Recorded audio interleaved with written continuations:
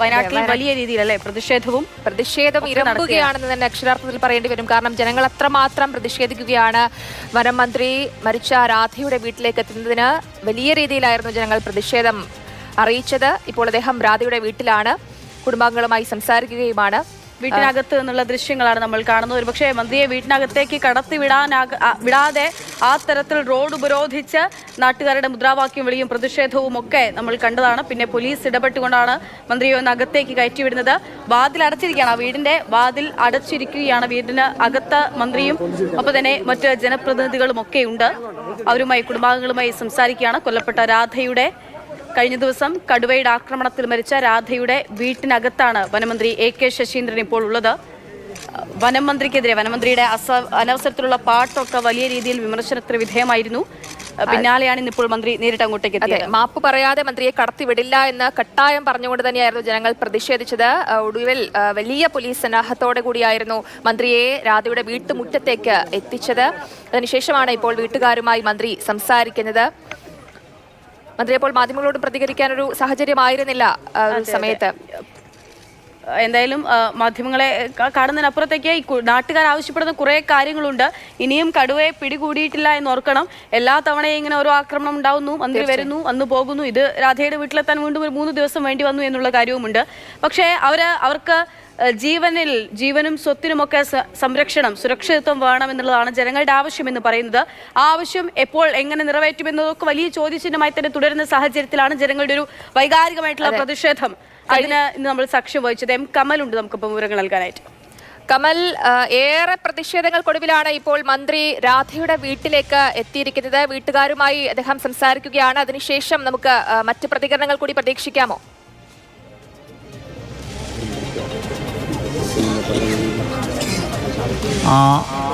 ഇപ്പോഴും മന്ത്രി വീടിനകത്ത് തന്നെയാണ് ഉള്ളത്.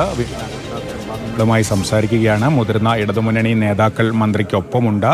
ഇപ്പോഴും ചില പോലീസ് ഉദ്യോഗസ്ഥർ അകത്തേക്ക് പോയി സംസാരിക്കുന്നൊക്കെയുണ്ട്. ASP അടക്കമുള്ള ഉദ്യോഗസ്ഥർ പുറത്തുണ്ട്. ജില്ലാ പോലീസ് മേധാവി അടക്കമുള്ളവർ പുറത്ത് കാവൽ നിൽക്കുന്നുണ്ട്. മന്ത്രിയെ സുരക്ഷിതമായി തിരിച്ചയക്കേണ്ട ശ്രമത്തിലാണ് പോലീസ്. വലിയൊരു പ്രതിഷേധം, ഒരുപക്ഷെ സമീപകാലത്ത് കേരളത്തിലെ ഒരു മന്ത്രിക്ക് ഇതുപോലെ ഒരു പ്രതിഷേധത്തിന് നടുവിലേക്ക് എത്തേണ്ട സാഹചര്യം ഉണ്ടായിട്ടുണ്ടാകില്ല. അത്രയും വലിയൊരു പ്രതിഷേധത്തിനാണ് ഈ പ്രദേശം സാക്ഷ്യം വഹിച്ചത്. മന്ത്രി ഈ ഭാഗത്തേക്ക് വരുന്നത് പോലീസ് നേരത്തെ തന്നെ സ്പെഷ്യൽ ബ്രാഞ്ച് ഒക്കെ ഇത്തരത്തിലൊരു പ്രതിഷേധത്തെക്കുറിച്ച് മുന്നറിയിപ്പ് നൽകിയിരുന്നു. പക്ഷേ ഇടതുമുന്നണിയുടെ രാഷ്ട്രീയ തീരുമാനമായിരുന്നു മന്ത്രി ഇങ്ങോട്ട് വരണം എന്നുള്ളത്. ഒരുപക്ഷെ CPIM ജില്ലാ നേതൃത്വം അടക്കം അക്കാര്യത്തിൽ ഒരു അത്തരത്തിൽ പോയേ പറ്റൂ എന്നുള്ളൊരു നിലപാട് സ്വീകരിച്ചു എന്നാണ് നമ്മൾ മനസ്സിലാക്കുന്നത്.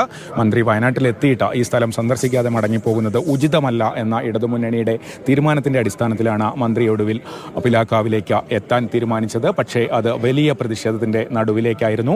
ആദ്യം പിലാക്കാവിൽ 2 യൂത്ത് കോൺഗ്രസ് പ്രവർത്തകരുടെ കരിങ്കൊടിയോടെയാണ് അത് പ്രതിഷേധം തുടങ്ങിയത്. മീറ്ററുകൾ മുന്നോട്ട് മന്ത്രി എത്തിയപ്പോഴേക്കും വലിയൊരു ജനക്കൂട്ടം മന്ത്രിയെ തടയുന്ന സാഹചര്യമുണ്ടായി. കോൺഗ്രസിന്റെയും BJPയുടെയും ഒക്കെ നേതാക്കൾ അതിലുണ്ടായിരുന്നെങ്കിൽ കൂടി അത് വലിയൊരളവിൽ ജനങ്ങളുടെ ഒരു പ്രതിഷേധമായിരുന്നു. സാധാരണക്കാരായ ആളുകൾ കൂടി അതിനുള്ളിൽ ഉണ്ടായിരുന്നതുകൊണ്ട് തന്നെ പോലീസിന് വലിയൊരു ബലപ്രയോഗത്തിലേക്ക് പോകാൻ ഉള്ള ഒരു സാഹചര്യമായിരുന്നില്ല. കാരണം സാധാരണക്കാരായ ആളുകൾ, ഇത്തരം സമരങ്ങളിലൊന്നും പങ്കെടുത്ത് പരിചയമില്ലാത്ത ആളുകളൊക്കെയാണ് അതിനുള്ളിലുണ്ടായിരുന്നത്.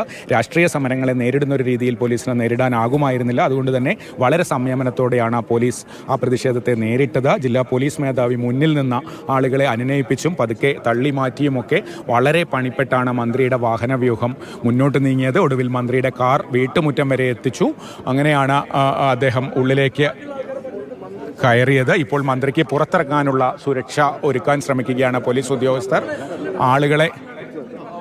ആളുകളെ മാറ്റാൻ രാഷ്ട്രീയ നേതാക്കൾക്ക്, കോൺഗ്രസ് നേതാക്കൾക്ക് അടക്കം പോലീസ് നിർദ്ദേശം നൽകുകയാണ്. ആളുകളെ, അതായത് മന്ത്രി ചില പ്രതിനിധികളുമായി സംസാരിക്കാൻ പോകുന്നു എന്നാണ് ഞാൻ മനസ്സിലാക്കുന്നത്.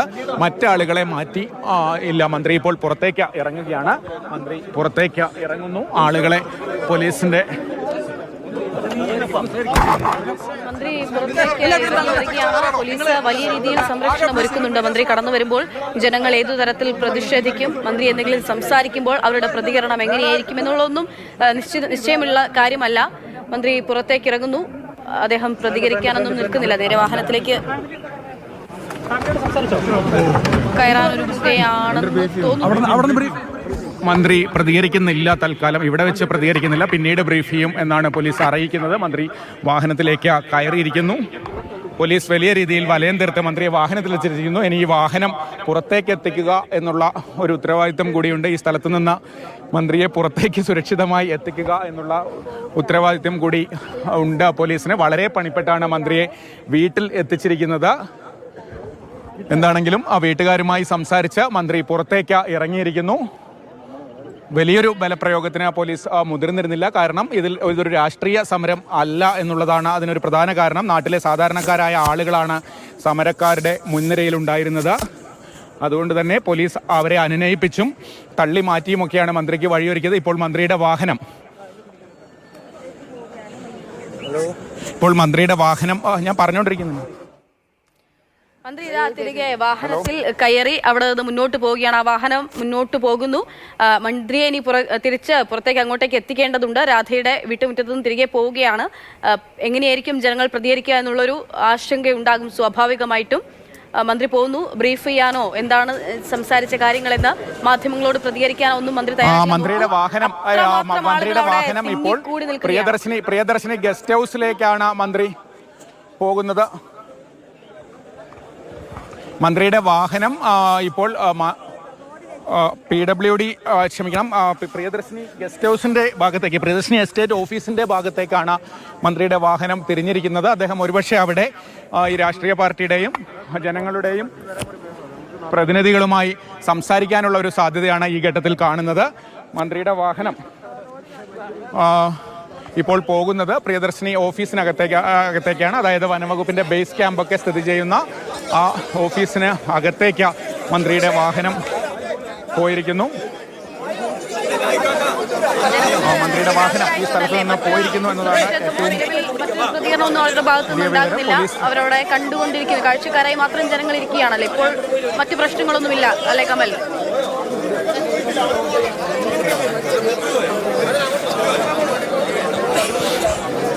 മന്ത്രി പുറത്തേക്ക് ഇറങ്ങുമ്പോൾ നേരത്തേതിന് സമാനമായ പ്രതിഷേധം ഉണ്ടായില്ല. പോലീസ് രാഷ്ട്രീയ നേതാക്കളുമായി അടക്കം സംസാരിച്ചിരുന്നു.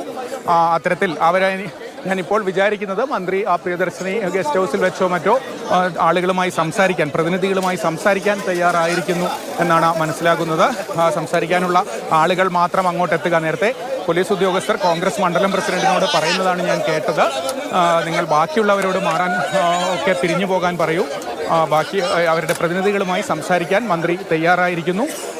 പ്രിയദർശിനിയുടെ ഓഫീസിൻ്റെ ഭാഗത്തേക്കാണ് മന്ത്രിയുടെ വാഹനം ഇപ്പോൾ പോകുന്നത്. അവിടെ വെച്ച നാട്ടുകാരുടെ പ്രതിനിധികളുമായും മറ്റ് രാഷ്ട്രീയ നേതാക്കളുമായും സംസാരിക്കാൻ മന്ത്രി തയ്യാറായിരിക്കുന്നു എന്നാണ് മനസ്സിലാക്കേണ്ടത്. CK ശശീന്ദ്രൻ ഉൾപ്പെടെയുള്ള ഇടതുമുന്നണി നേതാക്കൾ മന്ത്രിയുടെ വാഹനത്തിൽ തന്നെയുണ്ട്. ഞാൻ നേരത്തെ പറഞ്ഞതുപോലെ ഇടതുമുന്നണിയുടെ ഒരു രാഷ്ട്രീയ തീരുമാനമായിരുന്നു മന്ത്രി ഇങ്ങോട്ട് വന്നേ പറ്റൂ എന്നുള്ളത്. പോലീസിൻ്റെ റിപ്പോർട്ടൊക്കെ അതിന് വിരുദ്ധമായിരുന്നു. ഈ പ്രതിഷേധം മുൻകൂട്ടി തന്നെ സ്പെഷ്യൽ ബ്രാഞ്ചൊക്കെ അറിയിച്ചിരുന്നതാണ്.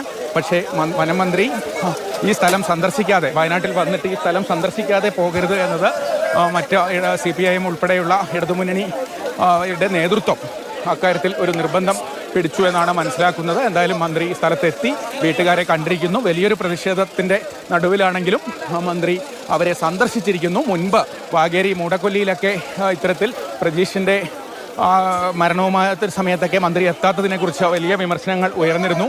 കൽപ്പറ്റയിൽ അവലോകന യോഗത്തിനെത്തിയിട്ടും മന്ത്രി അങ്ങോട്ട് എത്താത്തത് വിമർശനത്തിനിടയാക്കിയിരുന്നു. ഇവിടെ പക്ഷേ മന്ത്രി എത്തിയിരിക്കുന്നു. ഇപ്പോൾ മുതിർന്ന നേതാക്കളെ അടക്കം പോലീസ് വാഹനത്തിലാണ് ഗസ്റ്റ് ഹൗസിലേക്ക് കൊണ്ടുപോകുന്നത്. ഇപ്പോൾ കുറച്ചു ദൂരെയാണ് ഗസ്റ്റ് ഹൗസ്. അങ്ങോട്ടാണ് മന്ത്രി പോയിരിക്കുന്നത്. പ്രിയദർശിനിയുടെ ഗേറ്റ് ഒരുപക്ഷെ താഴെ നിന്ന് അടച്ച് മറ്റ് പ്രതിനിധികളെ മാത്രം, അതായത് ഇതിലെ ചർച്ചയിൽ പങ്കെടുക്കുന്നവരെ മാത്രം അങ്ങോട്ട് വിടാനുള്ള ഒരു സാധ്യതയാണ് ഉള്ളത്.